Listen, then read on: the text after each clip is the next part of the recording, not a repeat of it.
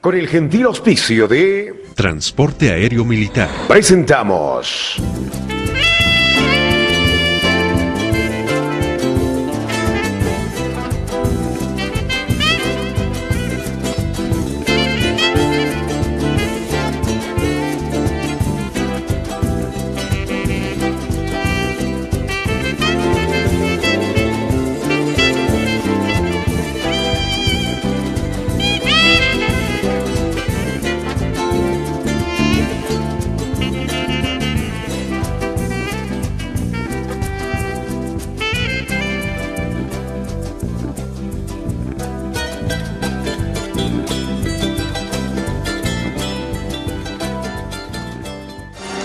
¿Qué tal? ¿Cómo están? Un gusto saludarlos. Llegó el viernes, afortunadamente. Cuando el viernes llega, tenemos la posibilidad de poder descansar de temas políticos sociales, siempre lo digo al empezar el programa, y hacer una visión desde la psicología, con un profesional en psiquiatría, el doctor Julio Von Vacano, a quien le doy la más cordial bienvenida. ¿Cómo estás, Julio? ¿Qué tal? Verónica, muy bien, gracias a Dios. Ramiro, feliz de estar con ustedes como todos los viernes. Qué bueno. Y también desde una mirada psicológica, cognitivo-comportamental, como es nuestro especialista, el doctor, el licenciado, ya te gradué, el licenciado Ramiro Balda. Hola Ramirín, qué gusto verte. Hola Verito, hola Julio, un gusto estar aquí otra vez. Bueno, yo me preguntaba antes de ayer cuando estaba produciendo el programa, decía, ¿qué evento importante ha sucedido esta semana que lo podamos trabajar desde la psiquiatría y la psicología? ¿Y qué situación humana se ha generado para que podamos, no sé, desmenuzarla? Yo creo que la confianza. Lo que esta semana hemos visto todos, a partir de lo que sucedió en Venezuela, ha sido profundos actos de confianza y de desconfianza. Porque el momento en que alguien pone su voto, su decisión, su apoyo en una persona, un sujeto, un partido, una candidatura, está dándole nada más que confianza. Te están otorgando tu confianza, creen en ti, confían en ti para esto que va a ser de aquí en adelante que dirijas los destinos de un país donde uno está viviendo. Entonces creo que la confianza podría resumir el tema del día de hoy. Lo he estructurado bien, lo he concebido adecuadamente. ¿Es solo confianza lo que le entregamos a quien votamos o por quien votamos? Por supuesto, solamente confianza. De hecho, en mi opinión, la confianza es el valor supremo humano. Si hacemos una analogía en los casos individuales, que luego se pueden extrapolar a lo social, sin duda. Muchas definiciones de amor, de felicidad, hablan de sentir que confío en el otro y sentir que el otro confía en mí. Claro. Por lo tanto, lo contrario sería infelicidad, sería desamor, sería temor, ¿verdad? Por eso digo el valor supremo. No es lo mismo que tú le digas a tu hijo adolescente, a tu hija, en su primera fiesta, digamos, cuidado con que estés tomando, cuidado que estés fumando, cuidado que hagas esto, te voy a estar llamando cada 5 minutos, te voy a ir a recoger, etcétera. No es lo mismo a que le digas, confío en ti plenamente, sé que puedes tomar un trago, sé que puedes fumar un cigarro, si hay algún problema me vas a llamar, ¿ok? Para que ella también confíe en uno, etcétera. ¿Por qué no es lo mismo? Porque lógicamente en la primera situación, que esto es lo interesante, vamos a generar que exactamente ese hijo adolescente fume, tome y se embriague con alta posibilidad, con altísima posibilidad. Simplemente porque está recibiendo un mensaje de desconfianza y por lo tanto, ¿qué más da? ¿Qué más da? O sea, si ya desconfían en mí, ¿qué más puedo perder? ¿No es cierto? ¿Qué más da? Claro. Y esa micrológica que aplica a todos nosotros en todos los ámbitos, también la podemos ver, por supuesto, en las dinámicas sociales. Espérame un ratito, porque cuando hablo de confianza, me animo a hablar lo que tú dices de un tema familiar, de un tema con los hijos, de los hijos con los padres, de la relación de pareja. Todo se quiebra cuando no hay confianza. Dicen, en la boca del mentiroso hasta lo cierto se hace dudoso. Ya cuando te mintió o tú mentiste, luego ya es como una práctica constante, se deteriora la relación cuando no hay confianza. El trabajador no trabaja feliz, contento, holgado en su trabajo si no confía que a fin de mes va a recibir su sueldo, si no confía en su jefe, en el dueño de la empresa, si no confía en la institución. En los hijos, en la política, pareciera que esto es una constante y una base de todo en la vida, la confianza. Toda relación humana debería estar basada en la confianza. Ahora, hay dos vertientes, digamos, para analizar esto de la confianza. Una vertiente es analizar la confianza como un elemento que te brinda ciertos indicadores para que otras personas generen confianza en ti, por verificar algunas cosas coherentes en ti. Yo digo lo que pienso, hago lo que pienso, hay coherencia en mis actos, en mi forma de pensar. Correcto. Eso genera confianza. Claro. Si una relación social de pareja, familia, etcétera, se mantiene a través de coherencia en los indicadores que yo transmito a los otros y viceversa también, esa relación se va a mantener en ciertos niveles de confianza que van a disminuir el nivel de estrés en la relación. Ahora, la otra vertiente es cuando yo tengo confianza en alguien o en alguienes sin tener indicadores verificables de coherencia. Ya podríamos hablar de fe, ¿sí? Claro. Yo tengo fe en que esta persona va a lograr esto, aunque no tengo indicadores de confianza, pero simplemente por lo que verbaliza, Claro. yo puedo deducir que lo va a hacer. Que puedo confiar en esa exacto. persona. Entonces, eso se da mucho en la política, por ejemplo, en las relaciones también, porque al inicio tú haces un voto de fidelidad en el matrimonio y todavía no has mostrado indicadores de fidelidad, porque todavía ni siquiera comenzó tu matrimonio. Correcto. Pero Está en cuando- base a la confianza. Entonces, estas dos vertientes de confianza hacen de las relaciones humanas algo tan dinámico que a partir de el quiebre de algunas evidencias o indicadores de confianza, una relación puede deteriorarse y terminar. O a partir de que tú pones tu fe en alguien, ese alguien no realiza lo que dijo que iba a realizar, entonces inmediatamente tu confianza disminuye o se anula, ¿sí? Entonces, generar confianza dinamiza las relaciones humanas y además disminuye el estrés en la interacción humana en general, ¿no? El antónimo de confianza sería decepción, Desconfianza. desconfianza. Claro. Y lo que produce la desconfianza, desilusión, temor. Temor. Ok. Ansiedad. Ansiedad. Ahora, no te he dejado concluir cuando has empezado a hablar del tema político, porque quería tener también un poco la base en el tema social, familiar, en fin. Ahora sí, entraremos a lo que es el tema social y político en particular. Correcto, con el pie que daba Ramiro, que me parece excelente. Por supuesto que esta dinámica entre dos seres humanos o entre un ser humano y el pueblo, si lo podemos llamar como una entidad, está basada en esos tres pilares. Recuerden que las virtudes teologales, como las llaman en Occidente, fe, esperanza, caridad.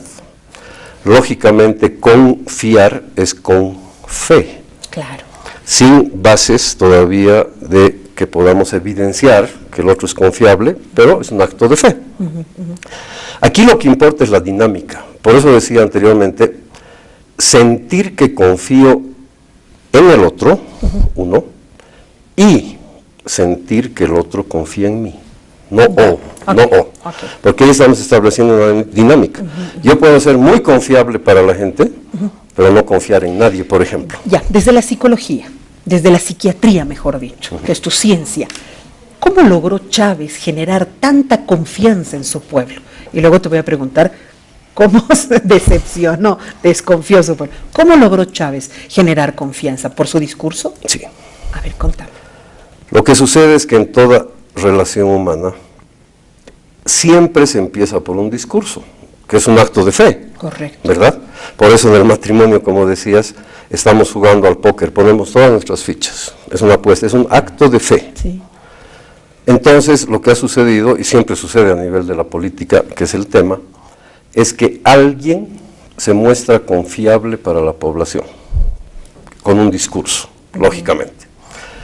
La población compra o no compra. ¿Con qué paga? con el voto de la confianza, como decías.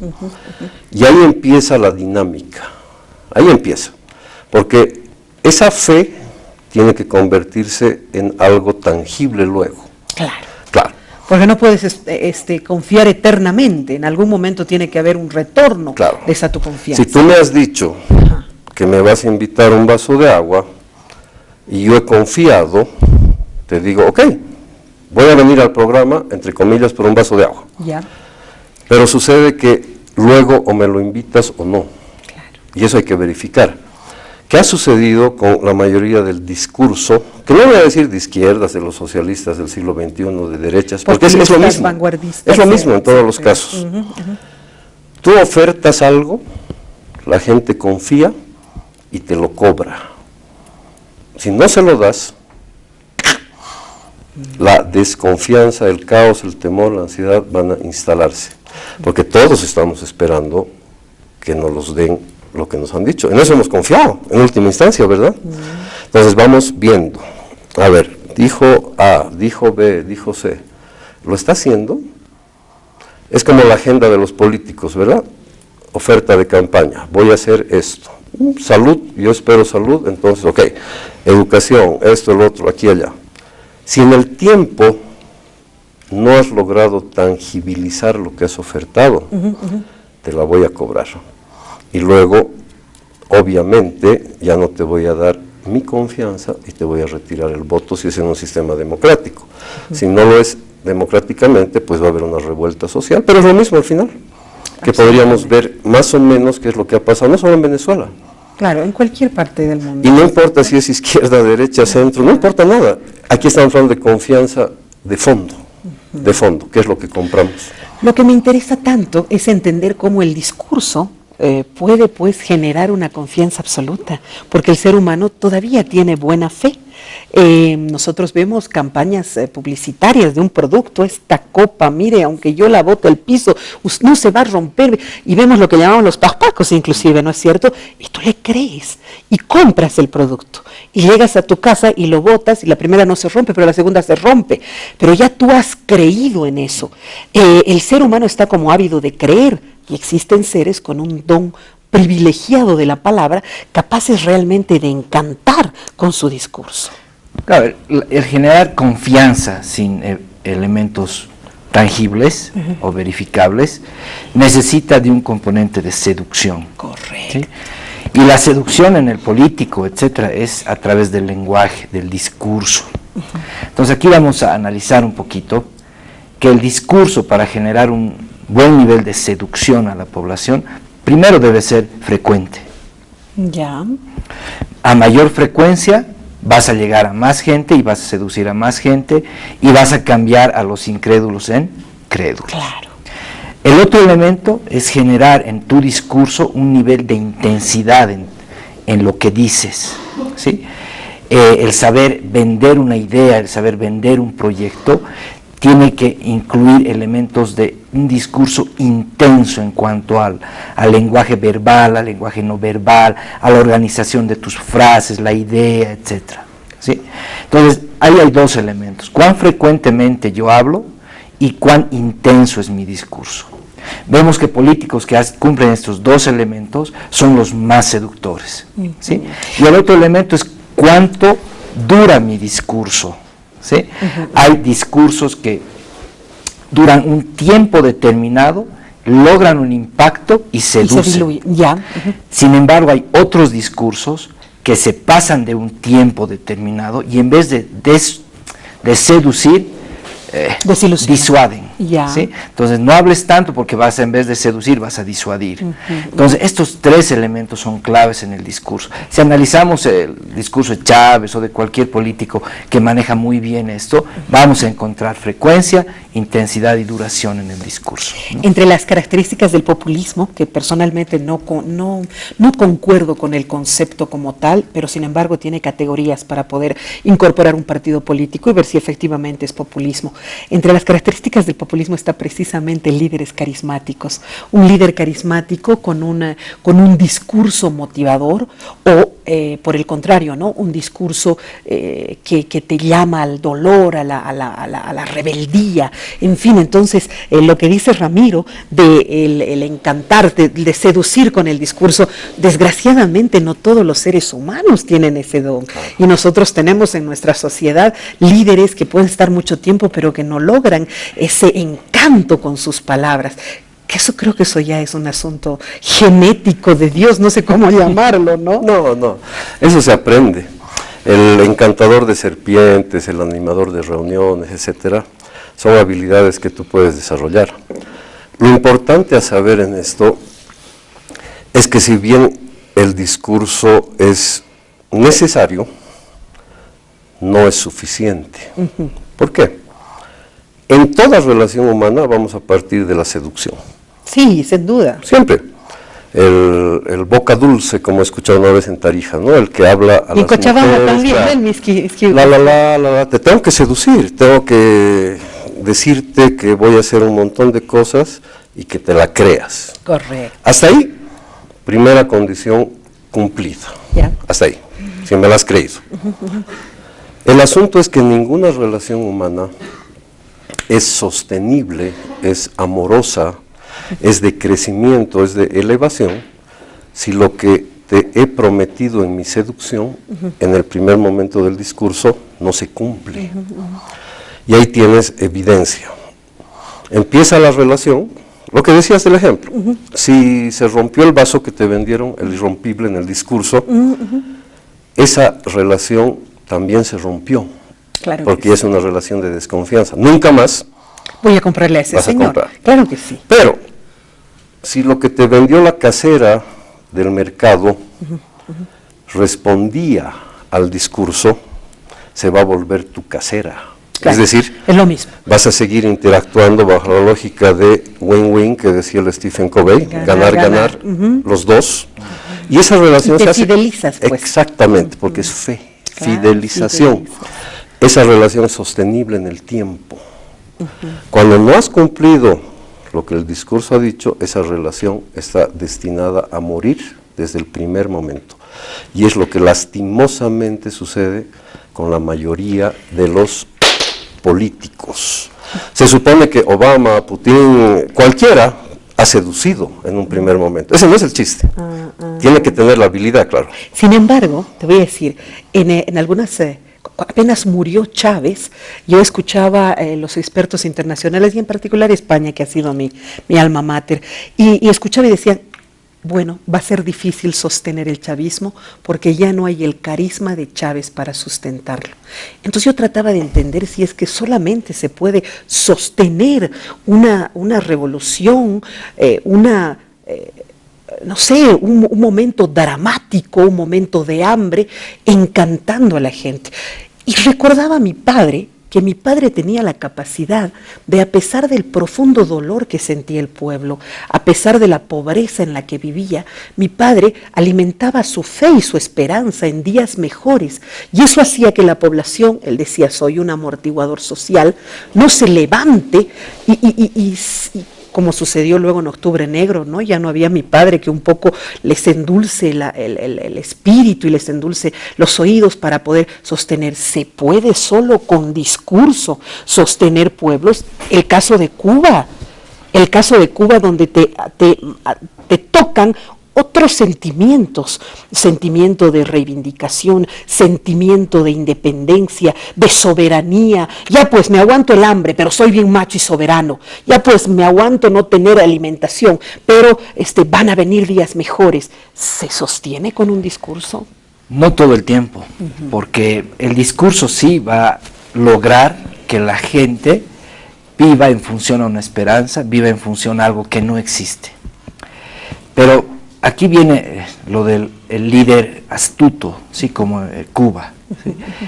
Mientras yo endulzo el oído, voy generando toda una estrategia de represión para que cuando el discurso no funcione, ya esté bien yo amarrado. tenga que reprimir al que se queja. ¿Sí? Es como ya mi discurso dejó de ser viable, porque ya no hay más que decir, porque todo lo que digo no se cumple.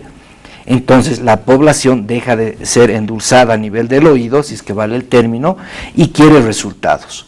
Pero paralelamente a estar endulzándole el oído, yo he ido generando todo un sistema represor. Entonces, cuando ya no funciona mi discurso, la represión seguramente que sí lo va a hacer. Bueno, y en este caso Venezuela, se acabó el discurso, se acabó Chávez, se acabó su capacidad, porque Chávez era un ser histriónico fascinante. Claro. Yo me acuerdo en el Parlamento primero nos visitó de la Rúa, tú sabes, todo el hemiciclo dormía, eran todos así. Otros hacia atrás, otros con la boca abierta, una cosa divertidísima. Y de la Rúa seguía hablando, no es cierto. Y no habrá hablado mucho, el hombre habrá hablado, qué sé yo, 30 minutos. Chávez llegó al Parlamento, al hemiciclo. El hombre habló con facilidad 3 horas. ¿Tú crees que volaba una mosca en el lugar? Todos éramos fascinados de escucharlo. Su expresión corporal, sus ejemplos, hacerte sentir a ti parte de ese discurso. Es decir, qué hombre tan fascinante. Murió Chávez. Nadie podía tener el nivel de su discurso. Murió su revolución, ya no no tuvieron el tiempo de generar estas estrategias de represión que dices tú, ya en estos tiempos difícil hacerlo, ya no había más. Exacto.